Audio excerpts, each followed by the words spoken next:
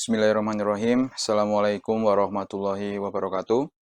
Kami dari BAK, Biro Administrasi Akademik dan Kemahasiswaan Politeknik Baja Tegal, akan memberikan informasi tambahan pembekalan PKL untuk mahasiswa Politeknik Baja Tegal.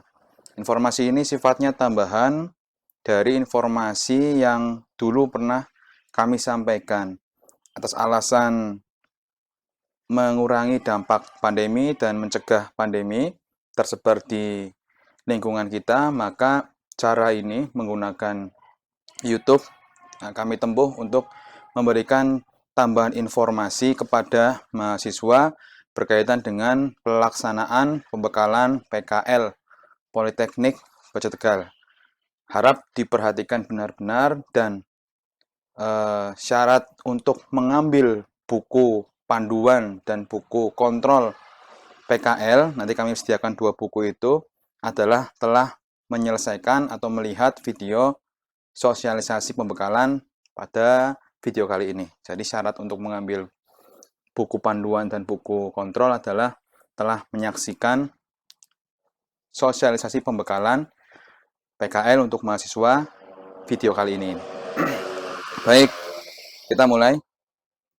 Kami tekankan kembali bahwa goal dari PKL ini adalah 3. Yang pertama, memberikan pengalaman kerja nyata kepada mahasiswa. Kemudian yang kedua adalah sidang seminar. Sidang seminar ini dilakukan oleh mahasiswa sebagai bentuk ujian PKL. Jadi mahasiswa setelah PKL-nya selesai membuat laporan PKL, kemudian laporan ini akan disidangkan, diseminarkan, yang pesertanya adalah angkatannya sendiri dan juga adik tingkat. Kelak model ini akan kita laksanakan secara terus-menerus di setiap semester ganjil untuk memberikan pembelajaran kepada mahasiswa dan memberikan pengalaman mempresentasikan ilmu yang telah didapatkan di dalam dunia kerja. Jadi goal PKL ini ada 3 ini. Kemudian kita mulai pembahasan satu-satu per goalnya. Goal yang pertama adalah memberikan pengalaman kerja nyata kepada mahasiswa. PKL yang kita nanti laksanakan ada 2 jenis yang bisa dipilih oleh mahasiswa. Yang pertama magang 1 bulan dan yang kedua model observasi 1 pekan. Fokus PKL mahasiswa ada 3 yang dikerjakan saat PKL. Yang pertama adalah mengikuti sistem kerja yang ada di instansi, baik itu yang modelnya magang maupun yang modelnya observasi. Jadi mahasiswa sekalian mengikuti sistem kerja. Misal bekerjanya di PKL tersebut mulai pagi jam 7, ya diikuti sebaik-baiknya. Karena kita saat ini sedang mencari ilmu di instansi, di perusahaan yang kita sekarang sedang PKL. Maka kita mengikuti sistem kerja. Berangkat jam berapa, pulang jam berapa. Harapannya ini akan menggodok kita sebagai pribadi yang disiplin dan mengikuti aturan yang ada di dalam perusahaan. Kemudian yang kedua, menemukan ilmu, pola, sistem atau teknologi yang baru atau unik di lokasi PKL untuk dijadikan konten pada laporan PKL dan diseminarkan. Yang kedua ini adalah poin utama dari PKL yang dikerjakan oleh mahasiswa. Menemukan ilmu, pola, sistem, atau teknologi. Jadi bukan sekedar PKL itu ya ikut bekerja saja, tidak. Tapi kalian diwajibkan mencari ilmu, pola, sistem, teknologi yang baru atau unik, yang kalian belum pernah tahu atau belum pernah diajarkan di bangku perkuliahan, untuk diambil dan dijadikan konten isi dalam laporan PKL. Nanti saya jelaskan tentang susunan laporan PKL pada kesempatan video kali ini.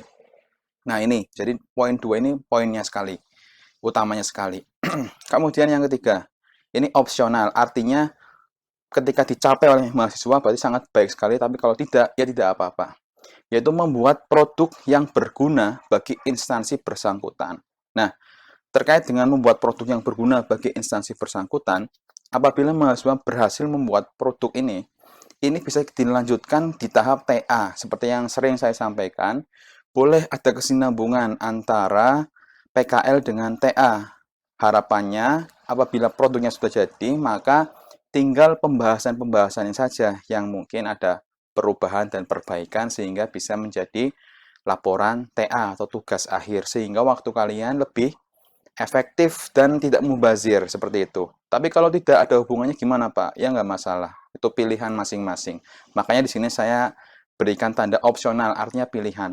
Bapak Ibu pembimbing kalian pun juga memahami, tidak harus sampai membuat produk. Tapi kalau ada mahasiswa yang bisa membuat produk, ini sangat bagus sekali. Gitu ya. Lanjut. Tujuannya kedua di PKL ini adalah sidang seminar PKL. Jadi, laporan PKL mahasiswa akan diseminarkan di akhir semester ini. Ganjil, 2 tahun akademik 2020-2021 di rentang tanggal yang telah kami tentukan di PHK adalah tanggal 25 sampai tanggal 30 Januari 2020. Terkait kapan maju sidangnya per mahasiswa nanti akan diinformasikan lebih jauh saat nanti. Kemudian, hasil revisi sidang seminar dijadikan laporan PKL yang sudah fix dan dikumpulkan pada bagian perpustakaan. Nanti kami akan membuat satu form yang isinya terkait penyerahan atau bebas administrasi pengumpulan laporan PKL. Kemudian, ketentuan seminar PKL dijelaskan di dalam panduan PKL pada halaman 5. Nanti akan kami tunjukkan. Kemudian yang ketiga, goal yang ketiga PKL yaitu laporan PKL. Setelah kalian menyeminarkan PKL kalian, maka ada laporan PKL yang dihasilkan. Nah, format laporan PKL ada pada bab 4, pada panduan PKL halaman 7. Baik, itu 3 goal yang harus dicapai oleh mahasiswa di mata kuliah PKL 4 SKS ini. Nah, kemudian kami sampaikan juga tugas pembimbing kalian. Jadi nanti kalian akan dibimbing oleh satu dosen. Ada beberapa tugas pembimbing yang akan kalian yang perlu kalian ketahui. Yang pertama adalah mengantar atau menjemput mahasiswa PKL di lokasi PKL masing-masing. Ini tidak harus mengantar, beliau bisa mengantar atau menjemput. Jadi pilihan. Karena mungkin ada yang sudah melakukan PKL, sudah berjalan, jadi kan tidak bisa mengantar lagi karena sudah berjalan, maka nanti mungkin akan menjemput. Intinya nanti dari pihak Politeknik Baja Tegal akan datang untuk melakukan penjemputan atau akan melakukan monitoring langsung, melihat kalian sebagai mahasiswa PKL sedang melaksanakan PKL di instansi perusahaan tersebut.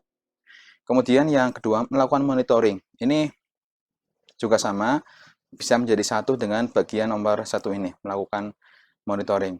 Bagi perusahaan yang telah bermitra dengan Politeknik Baja Tegal yang sering saya sampaikan, maka akan dilakukan pengantaran, kemudian nanti akan dilakukan monitoring, dan akan dilakukan penjemputan bagi yang magang. Jadi 1 bulan itu harapannya kami bisa melaksanakan tiga-tiganya ini. Kami mengantar, kami memonitor, kami menjemput. Kalau melakukannya 1 bulan penuh. Tapi kalau hanya observasi, mungkin hanya 1 kali kami mendampingi mahasiswa untuk bertemu dengan pihak instansi atau perusahaan. Kemungkinan akan di bagian pengantaran. Kemudian nanti di akhir juga dijemput insya Allah. Kemudian yang ketiga, tugas pembimbing adalah melakukan pembimbingan laporan PKL. Perlu diperhatikan, minimal bimbingan di pembuatan laporan PKL adalah 5 kali.